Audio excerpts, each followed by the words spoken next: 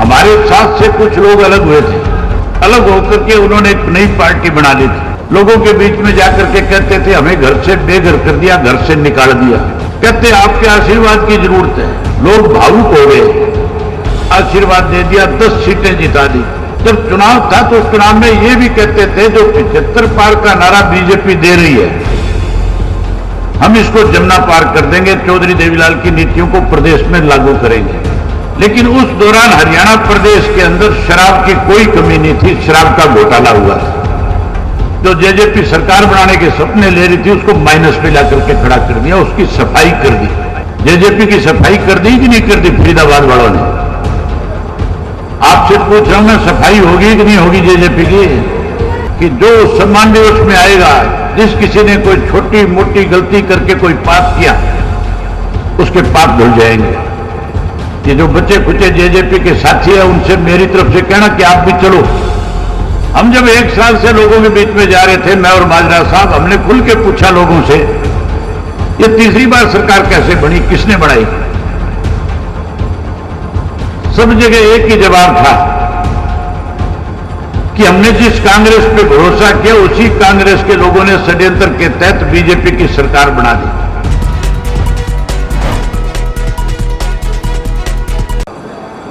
मेरे से पहले जो साथी बोलने वाले थे उन्होंने बड़े विस्तार के साथ आपके सामने सारी बातें रखी। प्रदेश में बीजेपी की तीसरी बार सरकार कैसे बनी, आज सरकार बनने के बाद 1 वर्ष में किस किस्म के हालात हैं, हमें किन किन परेशानियों से जूझना पड़ा, उसके साथ साथ 25 तारीख को जो सम्मान दिवस के रूप में हम मनाते हैं, चौधरी देवीलाल जी के जन्म दिवस पे आप सबको निमंत्रण दिया, आमंत्रित किया। अगर मैं उन्हीं बातों को दोहराऊंगा तो साथियों समय लगेगा। पिछले 1 वर्ष से लगातार मैं और रामपाल माजरा जी दोनों जो है प्रदेश भर में पार्टी का संगठन बूथ के सतर के ऊपर मजबूत खड़ा हो, उसके लिए अलग अलग गांव में, शहर और कस्बों में लोगों से मिल रहे थे। वहीं उसके साथ साथ आपको याद होगा मैंने एक परिवर्तन यात्रा करी थी और उस परिवर्तन यात्रा के दौरान जब मैं 4200 किलोमीटर पैदल चला, 6 महीने 11 दिन लगाए, हरियाणा प्रदेश के 2000 से ज्यादा गांव और कस्बों में गया। उस वक्त प्रदेश में बीजेपी और जेजेपी की सरकार थी। मैं लोगों से जब मिलता था तो लोग जहां अपने गांव की समस्याएं बताते थे, अपने वार्ड की समस्याएं बताते थे, लोगों से बैठ करके बातचीत करता था और बातचीत में गांव के लोग बताते थे कि हमारे स्कूल में मास्टर नहीं है, कहीं कोई छोटी मोटी डिस्पेंसरी थी उसमें डॉक्टर नहीं थे, पीने का स्वच्छ पानी नहीं मिल रहा था, नहरों में पानी नहीं था, बिजली पूरी नहीं मिल रही थी, अनेक तरह की परेशानियां लोग बताते थे। वहीं उसके साथ साथ ये भी कहते थे कि हम तो बीजेपी को 2019 में सत्ता से बाहर करना चाहते थे, हमने तो 40 पे रोक दिया था बीजेपी को। 50 विपक्ष के एमएलए हरियाणा प्रदेश के लोगों ने जिताए, उन 50 के 50 को इकट्ठा होकर के बीजेपी को सत्ता से बाहर करना चाहिए था, क्योंकि जो 50 जीते थे वो सारे के सारे बीजेपी के खिलाफ वोट मांग करके चुनाव जीत करके आए थे। लेकिन कुछ स्वार्थी जीत गए जो केवल अपना दाव लगाना चाहते थे, इस हरियाणा को लूटना चाहते थे। हमारे साथ से कुछ लोग अलग हुए थे, अलग होकर के उन्होंने एक नई पार्टी बना ली थी। लोगों के बीच में जाकर के कहते थे हमें घर से बेघर कर दिया, घर से निकाल दिया। कहते आपके आशीर्वाद की जरूरत है। लोग भावुक हो गए, आशीर्वाद दे दिया, 10 सीटें जिता दी।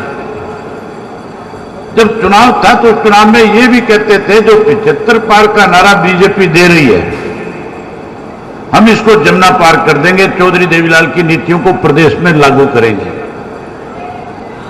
अनेक वायदे लोगों के साथ किए, 5100 रुपये पेंशन दे देंगे, लोगों ने भरोसा कर लिया, 10 सीटें जीत करके दे दी। जहां 50 को इकट्ठा होकर के बीजेपी को सत्ता से बाहर करना चाहिए था, उन 10 स्वार्थी लोगों ने हरियाणा प्रदेश को एक बार फिर बीजेपी की सरकार बनाने में मदद करी। उस सरकार में शामिल हो गए, चौधरी देवीलाल की नीतियों को गिरवी रख दिया। शामिल होकर सरकार में 5 वर्ष तक दोनों हाथों से प्रदेश को लूटने का काम किया। कैसे सीक्वेंस वाइज लूटा, कैसे तरीके से लोगों की जेब से पैसा निकाला। सबसे पहले धान का घोटाला किया, 250 से 300 रुपए प्रति क्विंटल के हिसाब से नमी के नाम पे किसान की जेब से निकाल लिया। फिर उसके बाद लॉकडाउन लग गया, कोरोना काल आ गया। उस वक्त गांव के लोग भी एक दूसरे से मिलते नहीं थे, सबने अपने घरों को ताले लगा दिए थे, सड़कों के ऊपर कोई वाहन नहीं चलता था। मैं उस दौरान पूरे हरियाणा प्रदेश में अलग अलग जगह पे गया था। किसान की फसल जब सरकार खरीद नहीं रही थी, सरकार को फसल खरीदने के लिए मजबूर करने के लिए मंडियों के दौरे किए। बड़ी हैरानी की बात थी कि चिड़िया भी पर नहीं मार सकती थी, लेकिन उस दौरान हरियाणा प्रदेश के अंदर शराब की कोई कमी नहीं थी, शराब का घोटाला हुआ था। हर गांव में, शहर में, कस्बे में, सब जगह शराब जो है शराब बिकती थी। 100 रुपए वाली बोतल 500-700 में बेच करके लोगों की जेबें काट ली। शराब घोटाले के बाद रजिस्ट्री का घोटाला हुआ, उसके बाद जोड़ की सफाई और खुदाई के नाम पे भी घोटाले किए गए। साथियों, पढ़े लिखे नौजवान बच्चे की जेब से पैसे निकालने के लिए पेपर घोटाला कर दिया। उसके साथ साथ अनेक ऐसे घोटाले थे जिनका जिक्र करूंगा तो टाइम लगेगा। सरकारी दवाइयों की जो खरीद करी कोरोना काल में 450 करोड़ रुपए के, केवल कागजों में दिखाया, वो पैसा खा गए। लोग कहते थे हम जेजेपी को अगले चुनाव में सबक सिखाएंगे, हम बीजेपी को जो आने वाला चुनाव है उसमें सत्ता से बाहर करेंगे। 2024 का चुनाव हो गया। जो जेजेपी वाले कहते थे कि अभी तो हम 10 सीट पे है, 17% वोट है, हम 35% वोट अपना करेंगे और 45 सीट जीत करके सरकार बनाएंगे। लोगों के मन में बड़ी रड़क थी उनके प्रति कि उन्होंने लोगों की भावनाओं के साथ खिलवाड़ किया था, कहीं ना कहीं बहकाने का काम किया, इमोशनल करने का काम किया। लोगों ने फैसला कर लिया था कि इनको हर हालत में सबक सिखाएंगे, बीजेपी को सत्ता से बाहर करेंगे। 2024 के चुनाव में जो जेजेपी सरकार बनाने के सपने ले रही थी उसको माइनस में लाकर के खड़ा कर दिया, उसकी सफाई कर दी। जेजेपी की सफाई कर दी कि नहीं कर दी फरीदाबाद वालों ने? आपसे पूछ रहा हूं मैं, सफाई होगी कि नहीं होगी जेजेपी की? अच्छी तरह से सफाई होगी। अगर कोई 2-4 बच भी गए तो माजरा जी कह रहे थे 25 तारीख को रोहतक के अंदर सम्मान दिवस मनाएंगे, और माजरा जी बता रहे थे कि जो सम्मान दिवस में आएगा, जिस किसी ने कोई छोटी मोटी गलती करके कोई पाप किया उसके पाप धुल जाएंगे। ये जो बच्चे खुचे जेजेपी के साथी है उनसे मेरी तरफ से कहना कि आप भी चलो और चल करके फिर से चौधरी देवीलाल की नीतियों को मजबूत करो और अपने पाप भी धो लो। साथियों, जो जेजेपी वाले चौधरी देवीलाल की फोटो लगा करके राजनीति करते थे, आजकल फोटो उतार दी। अब चौटाला साहब की फोटो लगा के कहते हैं हमने आगे राजनीति करनी है। ये बात कहते हैं कि नहीं कहते हैं? अब कहते हैं चौटाला साहब की फोटो लगा के राजनीति करेंगे। जब तक चौटाला साहब जिंदा थे, 2018 से लेकर के जब से वो पार्टी से अलग हुए, एक दिन चौटाला साहब से नहीं मिलने गए। अब उनकी याद आ रही है। आप थोड़े दिन रुको, 25 तारीख को लाखों की संख्या में रोहतक पहुंच जाना। ये मेरी फोटो लगा के भी आपके बीच में आएंगे, कहेंगे हमारे से गलती होगी। जहां इन्हें सबक मिल गया, वहां ये तीसरी बार सरकार कैसे बनी, ये बड़ी अचंभे वाली बात थी। हम जब 1 साल से लोगों के बीच में जा रहे थे, मैं और माजरा साहब, हमने खुल के पूछा लोगों से, ये तीसरी बार सरकार कैसे बनी, किसने बनाई? सब जगह एक ही जवाब था कि हमने जिस कांग्रेस पे भरोसा किया, उसी कांग्रेस के लोगों ने षड्यंत्र के तहत बीजेपी की सरकार बना दी। बीजेपी की सरकार किसने बनाई तीसरी बार? बोल के बताओ, ये पत्रकार सुनना चाहते हैं तुम्हारी जरूर। मैं आज आपके बीच में 78 विधानसभा क्षेत्रों में होकर के आया हूं और सब जगह लोगों ने एक ही बात कही। अब भी सबने यही कहा, 1 साल से जब लोगों के बीच में जा रहा था तब भी यही कहा कि भूपेंद्र सिंह हुड्डा और उसके बेटे ने षड्यंत्र के तहत बीजेपी को फिर से सत्ता में लाने का काम किया है। साथियों, ये षड्यंत्र कैसे हुआ ये जानना बहुत जरूरी है। आपको इस बात का पता होना चाहिए कि कैसे षड्यंत्र रच करके बीजेपी को सत्ता में लाया गया। हम जब गांव में और शहर के अंदर कोई वार्ड का पंच चुनते हैं, गांव का सरपंच चुनते हैं, तो उसको वोट देने से पहले ये सोचते हैं कि ये 5 वर्ष अच्छे काम करेगा, ये गांव का विकास कराएगा, भाईचारे को मजबूत करेगा, ये स्कूल अपग्रेड कराएगा, स्वास्थ्य केंद्र खुलाएगा, पीने के पानी का बंदोबस्त करेगा। और जब कोई सरपंच और वार्ड का कोई पंच अपने वायदे पे खरा नहीं उतरता, काम नहीं करता, तो फिर लोग उसको अगली बार दोबारा चुनने का काम नहीं करते, फिर उसको हटा देते हैं। हटाते हो कि नहीं हटाते हो? फिर उसको हटा देते हो।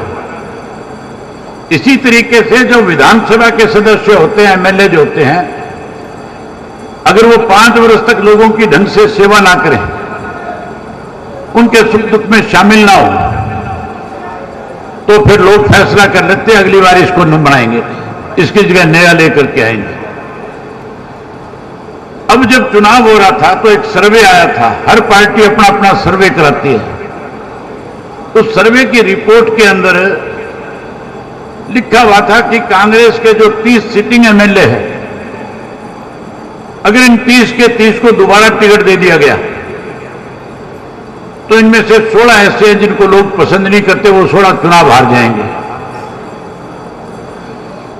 और नीचे यह भी लिखा था कि अगर इन 16 की जगह नए चेहरे ला दिए गए तो फिर दोबारा कांग्रेस के सूट बैठ सकती है। जब चुनाव के बीच में लोगों के बीच में हम जा रहे थे तो लोग बहुत खुल करके कह रहे थे हम कांग्रेस की सरकार बनाएंगे। प्रदेश के लोग तो कांग्रेस को सत्ता में लाना चाह रहे थे और कांग्रेसी षड्यंत्र के तहत बीजेपी को बनाना चाह रहे थे। आप कांग्रेस की सरकार बनाना चाहते थे कि नहीं चाहते थे? आम आदमी की जबान पे था कि कांग्रेस का राज आएगा।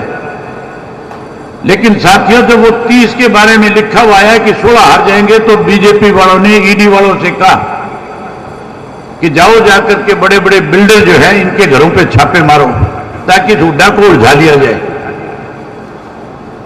और वही हुआ, सब बिल्डरों के यहां छापे मारे ईडी ने। एक रामप्रस्ता नाम का बिल्डर है हरियाणा प्रदेश के अंदर, जो भूपेंद्र सिंह हुड्डा की सरकार में पैदा हुआ था। उससे पहले कोई बिल्डर का काम नहीं था उसका। उसकी कंपनी में हुड्डा के जो रिश्तेदार हैं, हुड्डा के जो परिवार के सदस्य हैं, वो उसकी कंपनी के अंदर शेयर होल्डर है। जब उसके यहां छापा पड़ा, वहां दस्तावेज जो मिले उनमें जब उनके नाम सामने आए तो फिर उनके खिलाफ, भूपेंद्र सिंह हुड्डा के खिलाफ पर्चा दर्ज कर दिया और पर्चा दर्ज करके उसको गिरफ्तार करने के बजाय उसको यह संदेश दे दिया कि तुम जाओ बीजेपी के नेताओं से मिलो जाकर के, और बीजेपी के नेताओं से मिलकर के बात करो, वरना हमें मजबूर होकर के जेल में बंद करना पड़ेगा। हुड्डा बीजेपी के नेताओं के संपर्क में आया, उनके पास गया, कहने लगा बताओ मैं तुम्हारी क्या मदद कर सकता हूं। बीजेपी वालों ने कहा कि आप एक काम करो, जो तुम्हारे 30 सिटिंग एमएलए हैं, इन 30 के 30 को दोबारा टिकट दिलवा दो। साथियों, हुड्डा राहुल गांधी के पास गया, जाके कहने लगा कि मुझे खबर मिली है, अगर हमने इन 30 के 30 को टिकट नहीं दिया तो इनमें आधे से ज्यादा भाग जाएंगे, और अगर भाग गए तो फिर बड़ी बनाई सरकार जो है उसमें दिक्कत आएगी, गलत संदेश जाएगा, कांग्रेस में भगदड़ मच गई। आखिर 30 के 30 को राहुल गांधी ने टिकट दे दिया। जब नतीजा आया तो 30 में से 16 चुनाव हार गए, बीजेपी वाले 16 जीत गए। उससे चलते चुनाव का एक किस्सा और सुनाता हूं तुम्हें। जब टिकटें बांट दी 30 को, तो सैनी का बयान आया, जो मुख्यमंत्री है, कि हमने सारे बंदोबस्त किए, अब हमारी सरकार बनेगी। यह बात सैनी ने कही थी कि नहीं कही थी कि हमने सारे बंदोबस्त कर लिए, अब हमारी सरकार बनेगी। बंदोबस्त इसी चीज का था कि हुड्डा को कहीं गर्दन पे पग रख करके 30 के 30 डिक्लेयर करवा लिए थे। यहां तक भी नहीं, 30 में से 16 तो जीत गए बीजेपी के, फिर भी बीजेपी वालों को लग रहा था तुम्हारी सरकार बनने में दिक्कत आ सकती है। तो उन्होंने हुड्डा से कहा कि जो लोग तेरे खिलाफ होकर के चुनाव में जा रहे हैं उनका बंदोबस्त कर, ऐसे लोगों को टिकटें दे जो जीत ना सके। आपके साथ लगता हुआ क्या, हम बैठे हुए बल्लभगढ़ जो है, यहां इस बात को लेकर के बड़ा शोर था कि अगर शारदा रानी को टिकट दे दिया तो वो फिर घर बैठे जीत जाएगी। ये बात ठीक नहीं थी। यहां पे आम आदमी की जबान पे था कि शारदा राठौड़ बहुत वोटों से जीतेगी। उसको टिकट देने के बजाय ऐसी को टिकट दे दी जिसको आप कोई जानते भी नहीं थे। आखिर बीजेपी जीत गई कि नहीं जीत गई? यह भी एक तरीका था मदद करने का। उसके बाद राहुल गांधी ने उचाना हल्के से वीरेंद्र सिंह के लड़के को टिकट दे दी। हुड्डा को जिस दिन उसको टिकट दी उसी दिन डर लगा कि कल को चुनाव के बाद कांग्रेस की अगर सरकार बढ़ेगी तो हुड्डा कहीं ना कहीं तेरी जगह वीरेंद्र के लड़के को आगे कर देगा, राहुल गांधी जो है। जब उसको इस बात का एहसास हुआ कि राहुल गांधी ने इसको टिकट इसीलिए दिया है कि कल को तेरी जगह इसको आगे किया जाए, तो कैसे उसको हराया जाए उसके लिए भी षड्यंत्र रच दिया। 3 हुड्डा के चट्टे लोग थे उस हल्के में। एक का नाम वीरेंद्र था, गोगड़ीपुर गांव का, जिसको कहता था टिकट दूंगा। एक संडील गांव का था दिलबाग सिंह, जिसको भी कहता था टिकट दूंगा। तीसरा एक काला चेयरमैन था उचाने का, उसको भी टिकट का क्या रखा था। जब टिकट वीरेंद्र के लड़के को मिल गई, उन तीनों को बुला लिया और बुला के कहने लगा तुम तीनों फार्म भरो, इंडिपेंडेंट चुनाव लड़ो, किसी भी कीमत पे वीरेंद्र का लड़का जीतना नहीं चाहिए। षड्यंत्र के तहत 60,000 वोट उन तीनों ने लिए। वीरेंद्र का लड़का 32 वोट से चुनाव हार गया। हारा कि नहीं हारा वीरेंद्र का चुनाव? ऐसे 9 हराए इसने, तब जाकर के बीजेपी की सरकार प्रदेश में तीसरी बार बनी। हमारे बारे में हुड्डा ने प्रचार किया लगातार 2 साल तक कि इंडियन नेशनल लोकदल पार्टी वाले तो वोट काटू है, और ये भी कहते थे ये बीजेपी से मिले हुए बीजेपी की बी टीम है। अब पता लग गया कि नहीं लग गया बी टीम कौन है? अब पता लग गया कि नहीं लग गया बी टीम कौन है? अब पता लग गया कि बी टीम भूपेंद्र सिंह हुड्डा उसका छोरा है। मैं कितने दिन से लगातार ये बात कह रहा हूं कि हुड्डा जो है बीजेपी के साथ मिला हुआ है। मैंने खुल के प्रेस के लोगों के सामने ये कहा है कि किसी भी सार्वजनिक मंच पे आ जाए ये बाप बेटा, अगर ये सामने बैठी हुई ऑडियंस को, पब्लिक को अगर सेटिस्फाई कर दें कि हम कांग्रेस बीजेपी से नहीं मिले हुए, मैं राजनीति छोड़कर के घर बैठ जाऊंगा, या मैं ये साबित कर दूंगा कि तुमने किस तरह से भारतीय जनता पार्टी की मदद करी, किस तरह से तुमने कांग्रेस को जो है सत्ता में आने से रोकने का काम किया। ये अब से नहीं, जब से बीजेपी की सरकार बनी तब से दोनों मिलकर के बीजेपी को मदद कर रहे हैं। राज्यसभा का चुनाव था, सुभाष चंद्रा को राज्यसभा का मेंबर बीजेपी ने खड़ा किया था। मैं विपक्ष का नेता था, हमारे कांग्रेस के मिलकर के 37 वोट थे। सोनिया गांधी ने कांग्रेस के सब नेताओं को हिदायत दी थी कि आर के आनंद के पक्ष में वोट डालना जो इंडिपेंडेंट खड़ा है। इस हुड्डा ने 14 लोगों की पेन की स्याही बदल करके उस आर के आनंद को भी हराने का काम किया था।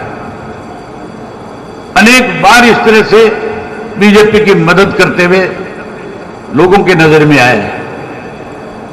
हमने 24 तारीख को एक मीटिंग बुलाई थी प्रदेश की।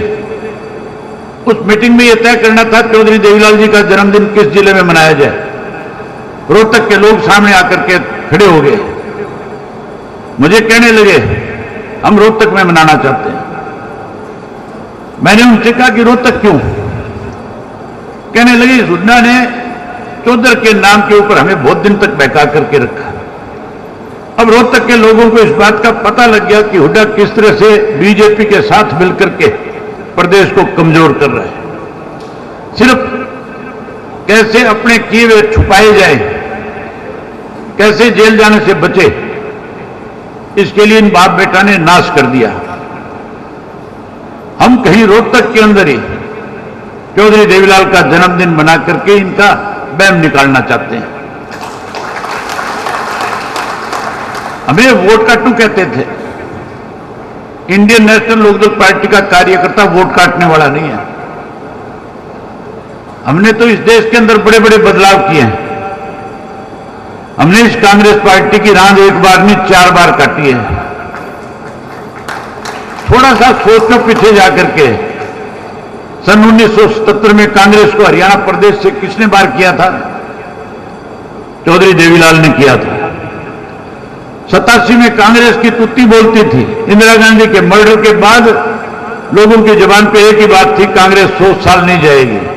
उस कांग्रेस को न्याय युद्ध करके सत्ता से बाहर करने का काम चौधरी देवीलाल ने किया।